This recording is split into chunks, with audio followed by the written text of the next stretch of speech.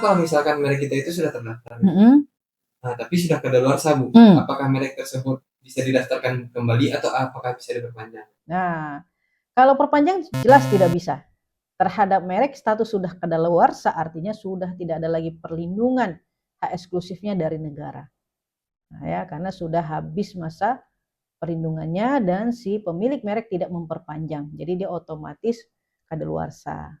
Ya, jadi si pemilik merek ini diberikan hak untuk memperpanjang ya hak eksklusif mereknya oleh negara 6 bulan sebelum tanggal berakhir atau 6 bulan setelah tanggal berakhir perlindungan. Nah, kalau misalnya hak ini tidak digunakan, maka di sistem otomatis kadaluarsa. Kalau sudah kadaluarsa berarti sudah tidak ada lagi perlindungan hak eksklusif terhadap merek tersebut. Siapa saja bisa mengajukan. Siapa saja yang mengajukan tentu akan mengikuti proses lagi tahapan pemeriksaan. Ya, berdasarkan apa tadi pasal 20 merek tidak dapat dan pasal 21 merek ditolak gitu. Nah, apakah bisa didaftarkan lagi? Bisa. Pertanyaan selanjutnya, bisa yang dimaksud ini apakah bisa dapat sertifikat atau tidak? Nah, itu harus dilakukan penelusuran dulu, pengecekan dan analisa mereknya terlebih dahulu. Apakah merek yang mau kita mohonkan ini sudah ada yang daftar lebih dulu dari kita untuk barang atau jasa sejenis atau tidak gitu ya. Karena kita sudah tidak lagi pemilik hak eksklusifnya. Sebab dia sudah kadaluarsa. Boleh jadi sudah ada yang mendaftarkan lebih dulu sebelum kita.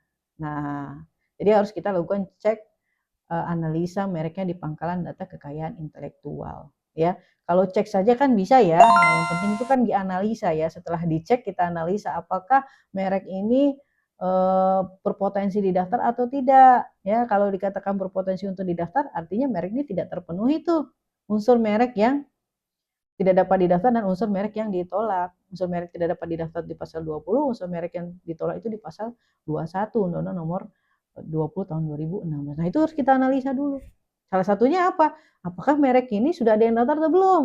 Terdapat kemiripan enggak unsur kesamaannya, baik secara konseptual, visual, fonetik untuk barang dan atau jasa sejenisnya. Begitu. Kalau misalnya terdapat kesan persamaan ya secara konseptual, visual, fonetik dan barang atau jasanya sejenis, nah ini ada potensi ditolak di pasal 21 ayat 1 huruf A gitu ya, memiliki persamaan pada pokoknya dengan merek yang sudah terdaftar atau dimohonkan lebih dulu untuk barang dan atau jasa sejenis milik pihak lain. Nah, itu ya, sebab tadi prinsip daftar merek adalah first to file.